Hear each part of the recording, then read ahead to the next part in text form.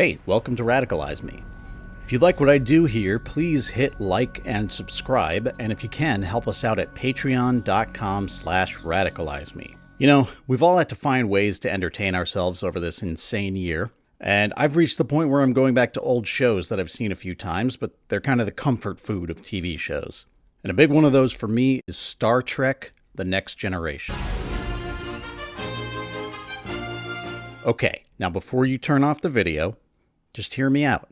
This won't be me just nerding out and telling you what star dates mean or whatever. Stardate 45944.120. Captain's log, stardate 2947.3. First officer's log, stardate Captain's log, 1207.3. stardate 45944.5494.46271. But there's a lot of value in this show, and I promise this is relevant to my channel's ongoing political discussion. Star Trek has never shied away from political messaging, but an episode called The Inner Light makes a few interesting deviations from the franchise's ideology up until that point. Whereas usually Trek stories will make some grand commentary on racism or xenophobia, The very notion that a Cardassian could have anything in common with a Klingon. or what it means to be human, or what it means to be not human, The Inner Light shines a light on government, the failures of representative democracy, and the potential of anarchist cooperation. Before we get too deep, I'll briefly explain The Next Generation, or TNG, and Star Trek in general for the uninitiated. Star Trek, the original series, or TOS, aired back in the late 60s, and it was a good show, but campy as hell and overacted, bad sets, stupid costumes, just real sci-fi schlock. What it really had going for itself was the message of the show. You know, the premise is that the characters are on a mission aboard the Starship Enterprise to explore space, not to dominate and exploit it, but simply to learn, make contact with other life forms, and advance civilization. It's set several hundred years in the future of Earth, TOS in the 23rd century and TNG in the 24th, hence The Next Generation. There are a million other Trek shows, movies, and books, but don't worry about those. Now, the very fact that the franchise focuses on people who were born and raised on Earth makes it more accessible than something like, say, Star Wars, whose characters are mostly human, but live in a completely separate world and don't have many of the same frames of reference as we do. Don't get me wrong, I love Star Wars, but I think Star Trek might actually be a better entry point for folks who have not experienced that much sci-fi. In Star Trek, even when you see aliens, they're usually humanoid and have very human problems. So in this future, the Earth is united and has joined a federation of planets wherein we work with other spacefaring cultures and species to explore space and so on. But perhaps the most important part of all this, which is somewhat glossed over in most of the Star Trek properties, is that the United Earth and Federation of Planets are essentially socialist. Workers of the world, unite! You have nothing to lose but your chains. First off, characters mention here and there that their society has abolished money. Some seemingly contradict this when mentioning Federation credits. But, as Ben Hedges from Generation Tech points out in the video, Where's Star Trek Federation on the political compass? The Federation likely created this currency to trade with other civilizations, a characteristic of state socialism or state capitalism, if you want to get technical. And when individual characters use them, it's almost always on luxury items and not necessities. Ben compares the credit system to something like universal basic income coupled with a socialist economy and universal social programs. What is confirmed is that the characters don't get paid a wage or salary for working with Starfleet, and the society provides for the basic needs of all citizens. Money doesn't exist in the 24th century. The acquisition of wealth is no longer the driving force in our lives. We work to better ourselves and the rest of humanity. People are no longer obsessed with the accumulation of things. We have eliminated hunger, want, the need for possessions. We've grown out of our infancy. Additionally, while the ships are prepared for war and defend themselves when necessary, the society is not completely centered around a war economy like ours is. If all of that doesn't convince you the Federation is socialist, here's an example of how Star Trek portrays capitalists. Exploitation begins at home. Exploitation begins at home. I understand my mistake, and I promise to begin exploiting my family before the end of the day. So let's get to TNG. Now, TNG, which aired from 1987 to 1994, was also a goofy show, but certainly an improvement over TOS, I would say. The most notable change is the captain of the Enterprise, who is the closest thing these, ensemble cast shows have to a main character. TOS had Captain Kirk. Now, even if you don't know the show, I'm sure everyone's heard a William Shatner impression. And if you weren't aware, he became known for that cocky, overdramatic acting posture through his role as Kirk.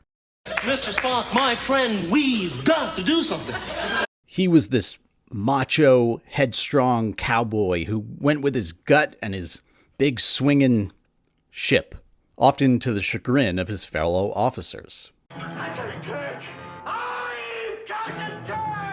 In TNG, the Enterprise was helmed by the more thoughtful, level-headed, and highly educated Jean-Luc Picard, played by Sir Patrick Stewart. His first officer, Will Riker, shared more characteristics with Kirk, but even he was much more disciplined. Don't fret, Riker. My good fortune is your good fortune.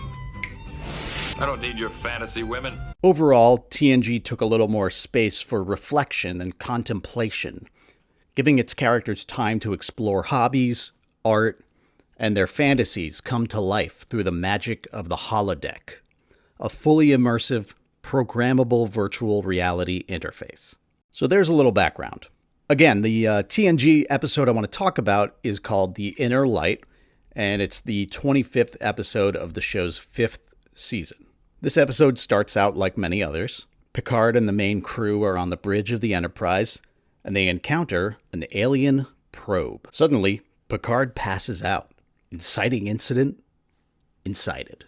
When he comes to, Picard finds himself in a village called Resic on a primitive planet called Catan. Yes, they're the settlers of Catan, which is technologically behind Earth and the Federation by 1,000 years. And he is not Picard. He's a man named Kamen, who suffers from delusions that he is really a starship captain.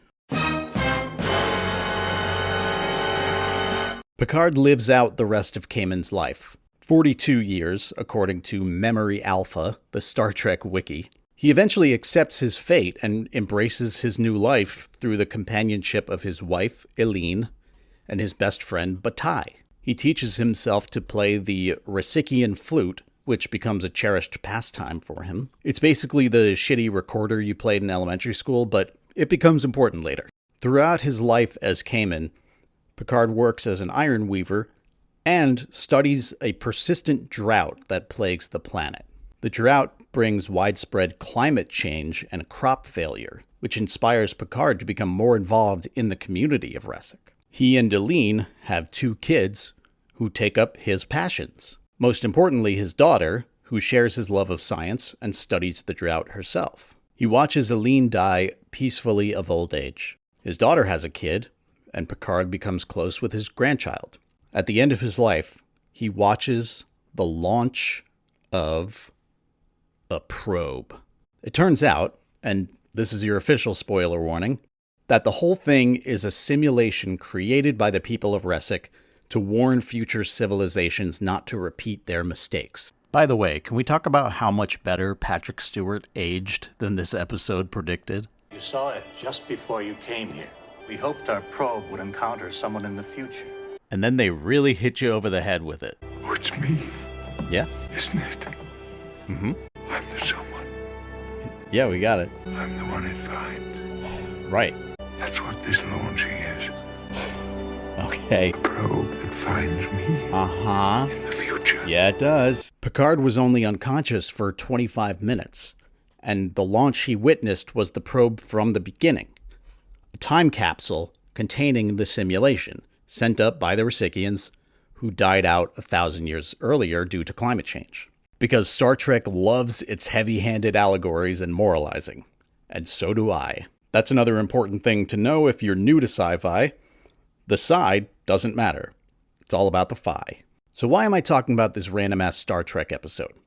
Well, as I mentioned, The Inner Light carries a couple of interesting political messages beyond the obvious surface-level parallel to climate change in real life. When Picard wakes up as Kamen in Resik, after an awkward conversation with Eileen, where he has to explain to her that he has no idea who she is, the first thing he does is go outside to find Bataille in front of a small crowd, christening a tree that will serve as a symbol of hope or whatever because of the terrible drought. Because what do you do when there's a drought? Use up water on a dumb little tree. I should mention, by the way, Star Trek can be pretty anti-religion and superstition. Gene Roddenberry apparently didn't think religion would exist in a technologically advanced future, so basically every time they need to convey that a society is primitive, they do something like this. Send your complaints to CBS. Cut to Resik 5 years later. And by the way, when it comes to sci-fi stories that involve interplanetary travel, don't think too hard about what they mean by year. Picard again joins Bataille in the village center, where they meet with the administrator, who is some kind of government official. Bataille tells the administrator that they need to explore ways to reclaim their water and reverse the drought. The administrator tells Bataille he's being alarmist, but Picard Kamen jumps in to say that rationing won't be enough and they'll run out of water. Exciting stuff, I know. Then we get this. I suggest that we build atmospheric condensers which could extract water from the air. We could not hope to sustain such a project. Each community will be responsible for its own. Well, I'll be glad to pass along your idea. You'll see that this kind of participatory government works for everyone. The scene is glossed over in the recaps I read online, but there's more here than a second act escalation of stakes. I see this short exchange as a condemnation of representative democracy and even a nod to anarcho-communism. Now, if you're not familiar with anarchy as a political philosophy, I'll try to sum it up here as best I can, but I also suggest you watch Zoe Baker, Step Back History, Thought Slime, or Renegade Cut to get a more complete understanding. Or go do some reading at itsgoingdown.org. We often hear anarchy used as a synonym for chaos, violence, and destruction. Peaceful protesters should be protected, and arsonists and anarchists should be prosecuted. And a lot of people weren't reporting it right. They tried to pretend it was a protest as opposed to anarchists and agitators. That use is one of the definitions you'll find in the dictionary under anarchy, but hopefully you know that most people who consider themselves anarchists believe in quite the opposite. Anarchy, the political ideal, is about the human capacity for cooperation and mutual aid. Additionally, anarchists believe in dismantling unjust hierarchies, meaning that any existing hierarchy must justify its existence, demonstrate its worth. This is where ideas like abolishing the police or Senate come from. Anarchists often point out the problems with representative democracy and why more of a direct democracy would serve us better. Representative democracy is in theory what we have in the US and most Western countries, and seemingly what they have on the planet Catan. The problem with representative democracy, from an anarchist perspective, is that even though we technically choose our leaders, they're still leaders. We're still concentrating power in a small group of people. And let's be honest, these are not special people, for the most part. I don't mean that there's anything particularly wrong with politicians compared to civilians. What I mean is that government officials are not created in a laboratory to serve us. They're not raised from birth as contemplative monks who each spend a decade doing ayahuasca in the fucking Andes, so they experience ego death and become Christ-like figures who shun wealth and adoration. They're people with career aspirations and self-interest. I do believe that there are plenty of good people in government and many who want to and try really hard to use their position for good, but it's mostly not enough to overcome a fundamentally lopsided system. This is not a condemnation of everyone in government, it's a condemnation of a system that rewards greed and power seeking. People run for president to get book deals. That's kind of messed up, right? Presidents come out of office as multimillionaires. I know net worth is like a tricky thing to estimate, but Google the last few presidents, see what comes up. Clinton family, 300 million. Bush family, 400 million. Obama family, 40 million. And the Trump family had money before he took office, but they have an estimated 3 billion. As for Congress, I could list a million reasons why it's dysfunctional, but let's go right to the source. Do we have a productive system if one guy from Kentucky can prevent any progress or even maintenance from taking place? Do we have a system that can understand and solve modern problems if all of its most important people are over 70? Several now over 80? I mentioned before that TNG first aired in 1987. That's the year Nancy Pelosi was first elected to Congress, and 2 years after Mitch McConnell entered the Senate. The original Star Trek ended in 1969. 4 years later, Joe Biden was first elected to the Senate. This is insane. This all suggests that representative democracy has failed to eradicate much of the entrenched power, wealth inequality, and oppression that came with feudalism and monarchy, and even with a lot of the attempts at socialism. In many ways, our governments tell us the same lie that the administrator tells Picard, that in this representative democratic structure, in a way, we all participate in the decision-making process. You vote for your representatives, they vote on your behalf on pretty much everything else. You can submit ideas to your representatives, and they're delighted to hear what you have to say. I'm delighted to hear what you have to say. And they're glad to pass along your ideas. I'll be glad to pass along your idea. Your call is very important to us. And then, because the leaders either don't actually care or because the system itself is resistant to change, most good ideas never get anywhere. Picard knows this, and is clearly not optimistic about his conversation with the administrator, while Bataille's dumbass actually believes they've somehow made progress here. That went very well. There'll be no atmospheric condensers. Anyone in America left of Nancy Pelosi has had some version of this conversation before, and at some point you just want to shake the other person and be like, don't you get it? It happens this way every time. Sometimes it happens. Not sometimes, all the times. And I don't want to be too doomer about this. I mean, as I write this, Joe Biden is working on implementing some, decent climate and public health stuff that is thanks to people like Varshini Prakash of Sunrise Movement and AOC and the GOAT himself, Bernard Winifred Sanders. After Bernie lost the primary, these people chose to, instead of burning the bridge and salting the earth, which may have felt quite satisfying in the moment, they got in the room with Biden's people and persistently demanded policy concessions until they got something closer to resembling their preferred plans. This is, in fact, what Picard must do in many episodes of TNG, because even with Star Trek's somewhat utopian predictions about the future of the human race, society is by no means perfect in the 24th century either. We must always push forward towards the glorious socialist future, but along the way, it is much preferable to get what you can from the system as it is, rather than try to ignore it altogether. Anyway, during the conversation between Picard, Kamen, Bataille, and the administrator, Picard says that each community could be responsible for building their own atmospheric condensers, suggesting the localized communal structure proposed by many anarchist theories, a structure that seems to have been present in some indigenous populations historically, including the Navajo. Picard sees the need to go outside of the institutional structures to do what must be done. And anarchy isn't only a historical phenomenon. The city of Barcelona, Spain, apparently has a ton of unoccupied buildings, and bands of squatters have been moving into them where they start sophisticated mutual aid communities that not only support each other, but the surrounding community as needed as well. Peter Gelderloos describes it in his book, Anarchy Works. The squatters take initiative to create projects much quicker than the local government could. In the magazine of a neighborhood association in Barcelona, they praised a local squat for responding to a demand the government had been ignoring for years: building the neighborhood a library. A mainstream news magazine remarked, "The squatters do the work the district forgets about."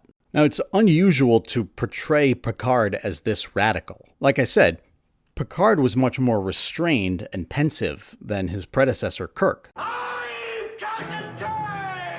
Throughout the series, he takes the hierarchy of Starfleet very seriously. He's portrayed as a tough but fair leader who values the line of power laid out on the ship and in their society at large. Both United Earth and the Federation of Planets have a fairly traditional parliamentary system, with a president, prime minister, and a unicameral legislature, so one house of Congress, which I think is great. Let's abolish the Senate. But so they still deal with the limitations and disappointments of representative democracy, even in Star Trek's vision of high-tech socialism in the 24th century. There are moments where we see Picard challenge authority and take urgent matters into his own hands. Remember, anarchism doesn't just mean there are no hierarchies. It's about making hierarchies prove themselves to be just, and if they prove unjust, dismantling them. One moment that comes to mind is from episode 16 of season 3, The Offspring. This one centers on the Enterprise's second officer, Data. Data is an android, or artificial life form, the first of his kind, who strives to learn all he can about humanity and hopes to become more human himself. In this pursuit, he creates a new android, Lal, who he considers his daughter. When Starfleet gets wind of this, they demand Data and Picard hand over Lal for further research back on Earth. Picard does not abide. I am her father. Then I regret that I must order you to transport Lal aboard my ship. Belay that order, Mr. Data. Captain, you are jeopardizing your command and your career. There are times, sir, when men of good conscience cannot blindly follow orders. Now, is this something like the Maverick lone gunman trope? Is Picard just a buttoned-up version of John McClane from Die Hard? Maybe, but I think it goes deeper than that. Picard is dedicated to the values espoused by his society, not necessarily to the society itself or its leaders. As Picard says earlier in the episode, he played a role in codifying human rights for androids into law, which is a reference to episode 9 of season 2, The Measure of a Man, in which Picard argued against Starfleet in court when they wanted to break Data himself down for further study. What is he? A machine. Is he? Are you sure? Yes. You see, he's met 2 of your 3 criteria for sentience, so what if he meets the 3rd? Consciousness in even the smallest degree. What is he then? I don't know. Do you? Do you? Do you? So Picard certainly has the capacity to challenge authority, but anarchists would argue that this challenge should not hinge on one guy in a leadership role doing the right thing. And I would agree. In more of a direct democracy horizontal system, it's likely that the whole crew would have a say in whether Data should give up his daughter to Starfleet, and they would probably vote no. Or the society would have been structured in a way where there would be no higher authority, and Data would be able to simply make the decision himself without coercion. A later scene in The Inner Light shows Picard Kamen, a few years older, once again taking his concerns of the planet's worsening condition to the administrator, who now looks like some weird dehydrated combination of Fred Armisen and Phil Hartman. The administrator tells him that government scientists reached the same conclusion about climate change 2 years earlier, but they didn't release the information to the public because... Can you imagine the effect? It's a good thing nothing like this has ever happened in real life. The oil giant, Royal Dutch Shell, has known for 3 decades that fossil fuel products would lead to catastrophic climate change. Exxon knew carbon dioxide was increasing in the atmosphere. I still like playing it down. Yes, sir. Because I don't want to create a panic. I wish I could show you more without compromising our most sensitive intelligence sources and methods. Can you imagine the effect? I latched on to this anarchist interpretation of The Inner Light because the climate change message from Resick is a bit of a throwaway premise. Environmental awareness morals of stories were a dime a dozen in the 80s and 90s.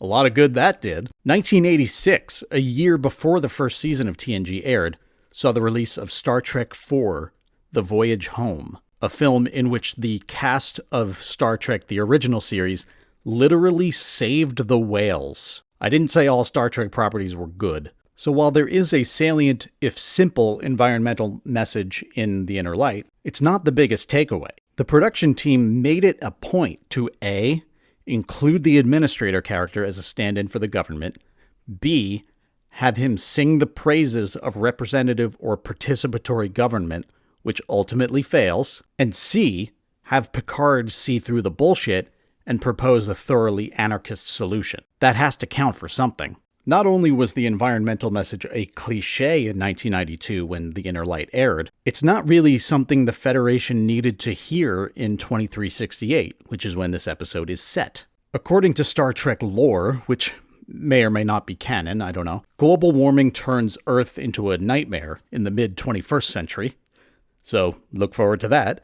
But we get it under control by 2063 with new technology. By the time we get to TNG in the 2360s, environmental considerations are a given in the Federation and Starfleet. In a Season 7 episode called Force of Nature, scientists from a planet called Hakaris II show the Federation evidence that warp travel, the technology that enables Starfleet's faster-than-light travel, is actually damaging the region of space around their planet. Remember, the sci in sci-fi doesn't matter.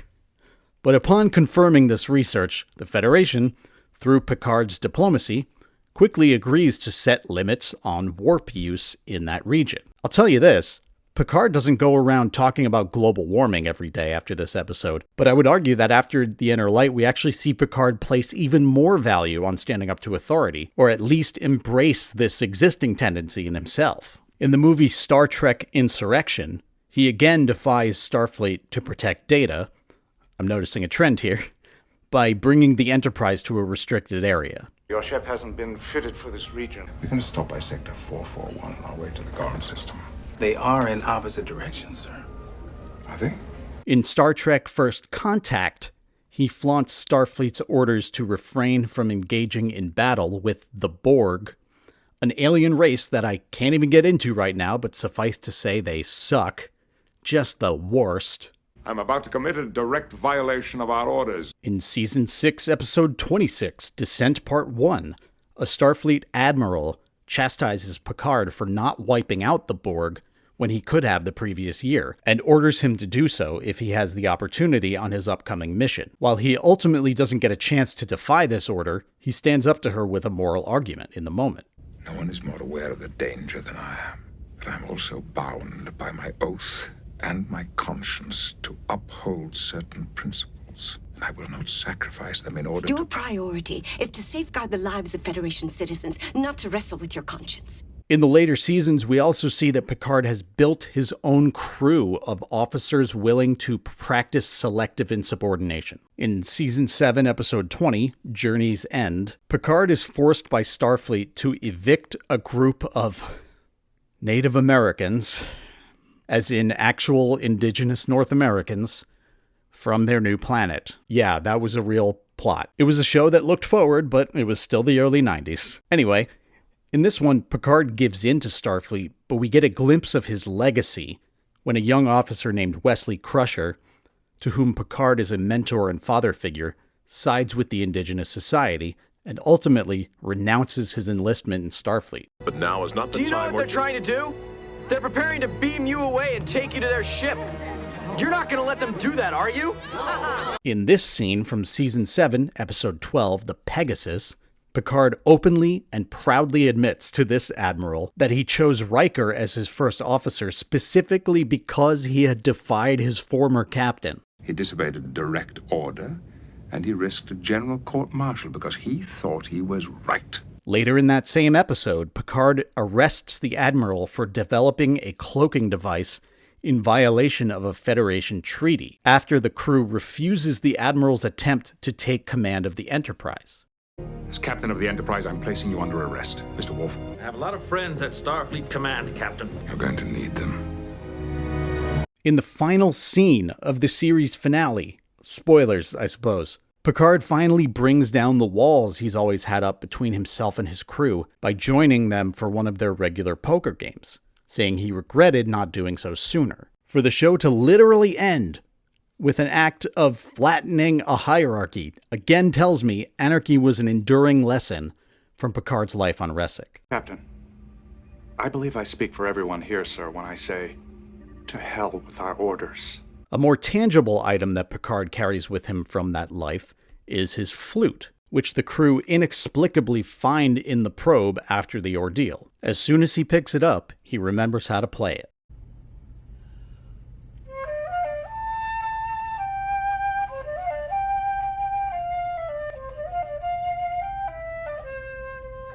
Throughout the rest of the series, we see him play the flute as a hobby or when he's deep in thought, and it later facilitates his connection with one of the few romantic partners we ever see Picard with. By the way, I won't get into how that relationship ends, but let's just say that the way Star Trek treats women is not the best, and honestly deserves its own video. I'll apply for a transfer. But I'd say the flute represents a continuing manifestation of his personal connection to the Resik simulation, which is not global warming, but his relationships, his music, and his run-ins with the state. I can't remember why the inner light popped into my head recently and compelled me to rewatch most of the series. It's weird that it called out to me in this moment, just when I'm exploring leftist political theory. If I look past some of the social blind spots of the era in which it was created, somehow the show holds up for me even better now. Maybe that's because I'm closer in age to the characters now than when I watched the show 5 or 10 years ago, but I think it's more that uplifting political idealism is in short supply now. I worry that the left, myself included, are too quick to fall into despair. This is where the Starfleet hierarchy does serve us. It leaves no room for despair. It reminds you of your duty and your oath, and instills in you the tenacity to find an answer to any problem you encounter, no matter how seemingly unwinnable. Just maybe stop in for a session with the ship's counselor first. A lot of futuristic sci-fi is dystopian, or it's very focused on the technology as the sort of exciting thing about the future, whereas Star Trek is more about potential advancements in government and society. It's not quite utopian, but it is optimistic about humanity finding new ways to better itself, which is interesting because TNG came from a time when much of society was convinced we had reached the best possible future already. This is why, just as I consider The Inner Light an anarchist text, I consider Trek as a whole a socialist text. Even though I bet no Trek property fully embraces the term, Star Trek does what people like Marx, Kropotkin, Dr. King did, which is to critique the current state of society and envision a better way. Their work gives us a foundation to build upon. If we don't see how we can possibly solve the world's problems today, well, that just shows how little we think of these architects of our ideologies. What do you think? Was this early 90s primetime drama preaching anarcho-communism? How much did I get wrong about Star Trek and/or anarchy? Let me know in the comments below. Thank you for watching. If you enjoyed the video, please like and subscribe, and if you can, help us out on Patreon. As it currently stands, it took me almost 2 months to write, record, and edit an in-depth piece like this, stealing time between work hours, bleary-eyed, smashing away at my keyboard like a monkey. My videos will always be free, but if any of you fine folks would like to support, I'd greatly appreciate it, and it would mean more content coming at ya more often. You can find our podcast, also called Radicalize Me, over at radicalizemepod.com. And that's it for today. Bye now.